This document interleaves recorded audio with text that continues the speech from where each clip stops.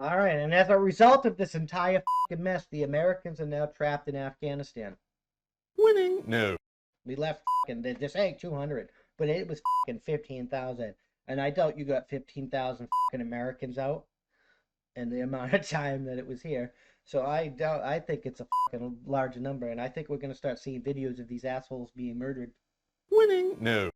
And it is what it is. And Biden should be held accountable. Nancy Pelosi should be held accountable. The Republicans should, like the entire establishment scum, all of our senior leadership, they should all be arrested and tried for treason. The military leadership needs UCMJ for failure to adhere to the warrior ethos by leaving people behind, by not resigning out of protest and telling Biden to off about the bullshit. And there's so much I can get into that, but let's just get into this article, right? So, Americans are trapped. Why did my screen do that? My computer is really kind of up right now. So yeah, the American woman trapped in Afghanistan stunned after last U.S. plane leaves. Am I safe? So they're saying that people stayed there by choice, but this woman was like, they left me. Winning. No. That doesn't seem like a choice to me. An American woman who remains trapped in Afghanistan has told her fears after the U.S. plane left the country. Now, Tim Pool also talked about this. This story is ridiculous.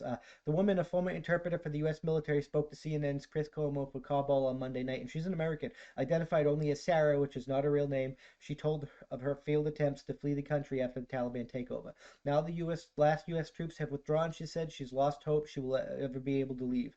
I just found out that they left, and I was just silent for a little while, Sarah told Cuomo, and I just walked around the rooms, and I saw the young kids are sleeping and they have no clue what happened this morning. The last flight is gone and we're left behind. They left women and children behind.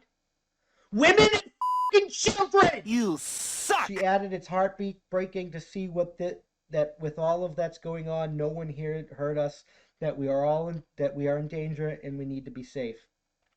I just don't even know what to say to you.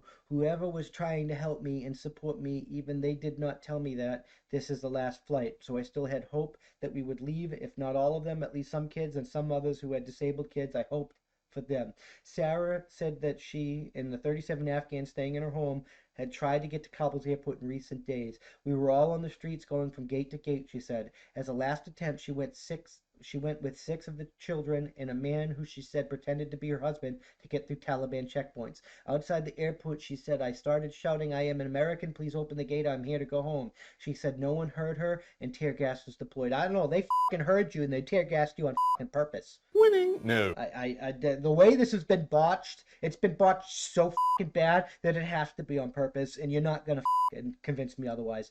These people need to be held accountable and given the proper punishment for treason when found guilty. I was knocked out for like maybe 15 minutes, she said. The U.S. State Department released a statement on Sunday signed by around 100 countries, along with NATO and the European Union, saying that they had received assurances from the Taliban that people with travel documents would still be able to leave Afghanistan after the evacuation ends. Yeah, the Taliban assurances from the Taliban. But Sarah told Kubel that she has little faith the travel out of the country will be allowed. I don't believe in anybody anymore, she said. I just can't believe no one told me that this was the last flight. You let women and children... God help me. You can see why I had to take a couple of days off because the Winning. No. uh, her biggest fear, she added, is for her safety and the safety of the people in her home. Am I safe? She said. Now that the question is my life? Am I safe? Are these people safe? She said that her past work with the U.S. military will make the people in her home more of a target. I don't even think they're safe because they're in my house, she said. I went to so many different missions with the military, so many different missions in different provinces. I never had the heartbeat like I have, like the heartbeat like I have it today. This morning, when I told me that the Americans left, they left us to whom? To those people who were always wanting to kill us. And now I am by myself here with 37 people. This is my fear, that if Americans could not help me when they were on the ground, how will they help me now when no one is here? And that is a excellent point, Sarah. The White House and the State Department has been contacted for comment, and their comment was like, "Oh, Americans wanted to stay behind." That doesn't sound like somebody that wants to stay behind for me. You left women and children in hostile territory. You suck! By getting the insurances of the hostile entity, and your news media is trying to paint a different entity as the hostile entity. You are fucking trash. You need to be arrested immediately and fucking removed. That's how winning is done! You suck! This is an absolute disaster. Every service member that left without refusing to leave should be fucking arrested, put through a fucking court-martial, and stripped of their fucking uniform. You violated the warrior ethos. You left people behind. You pieces of Winning? No. You suck! You're fucking trash. Winning? No. You suck! You're no better than the goddamn government, you pieces of human feces. You suck! You don't leave fucking people behind. You fucking keep your boots on ground to the last fucking boot leaves. That's how winning is done! The last fucking boot. A full retreat. A full withdrawal. That's how winning is done! This is fucking absolutely disgusting to me. I can't even not scream and yell. I'm gonna have a hoarse voice and I'm later because this is fucking disgusting. If somebody is not fucking executed for treason for this, it's time for a fucking rebellion. Or at least it's time to start ignoring people and doing your own goddamn thing. Because let's be honest, we can't just go out and fucking attack people because they were no better than these fucking assholes. That's how winning is done! But war is coming. The government's fucking illegitimate. This is absolute fucking trash. This is a fucking travesty. Everybody that's participated in this, from the very top to the very bottom, are all fucking responsible for this. The entire United States military is fucking, they just lost my respect. You should have fucking refused to leave until the last boot was off the ground. If you can't uphold your own goddamn principles and values, why the should I trust you?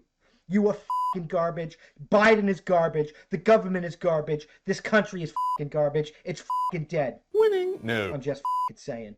But anyways, that's all we have for you today. We'll announce the winner of the shirt of the month for August tomorrow, the first of the day. This is your last day to win the Don't Sip the Drip shirt. And just like, share, subscribe. Engagement on the website's worth double. The person with the most engagement will win the shirt, and if not, it's always be found on the merch store because that's how winning is done. Only you can help us beat that censorship machine. So become a member to get access to exclusive content, early access to That's Some Point, and unfiltered access to my thought of the day.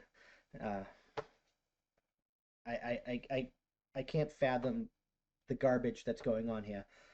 But as always, I'm Doc Camo. This has been my thought of the day, and I'll see you in the next one. Peace.